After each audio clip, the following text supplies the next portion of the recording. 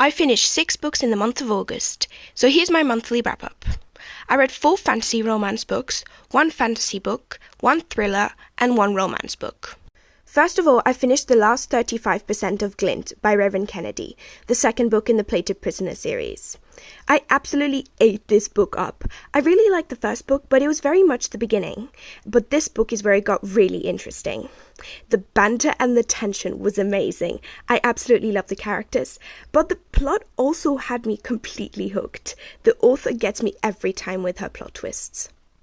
The second book I read was Gleam, which is the third book in the Plated Prisoner series. I just could not stop reading this series. It was so addictive. I loved the world and the atmosphere, and I also really enjoyed the writing. It was both lyrical and had me in a chokehold, which is a very difficult combination to find. The plot just got so much better, along with the characters, and the ending had me staring at the wall for a full 10 minutes. The next book I read was Tales from the Shadowhunter Academy by Cassandra Clare and other authors. This is a collection of novellas from the Shadowhunter Chronicles. It happens mostly after the Mortal Instruments, but also features characters from the Last Hours and also the Infernal Devices. It follows one of my favorite characters in this book, Simon Lewis, and it is so amazing to be back in this world. It's crazy what Cassandra Clare can do with short stories.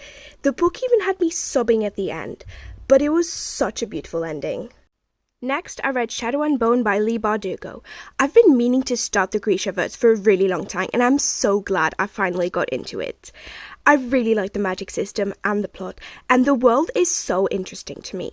The setting I also loved. The castle one and also When They're on the Run, they are some of my favorites.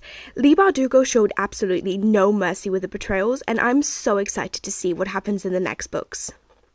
Then I finished As Good as Dead by Holly Jackson, which is the last book in the A Good Girl's Guide to Murder trilogy. This book blew my mind. The plot had my eyes glued to the page. This book was so much darker than the rest of the series, but in the best way possible. It brought the first and second books together in the most amazing conclusion, and at this point I am so emotionally connected to the characters. And this might be an unpopular opinion, but I also really enjoyed the ending.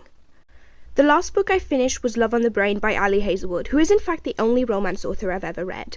I just love her brainy feminist rom-coms. I read this book in one day and I loved it. I love the characters, the setting, and the storyline. It was so cute and their chemistry was so wonderful. I enjoyed it just as much as The Love Hypothesis, possibly even more. Then I read about 50% of The Serpent and the Wings of Night by Carissa Broadbent, which I will talk about in my September wrap-up.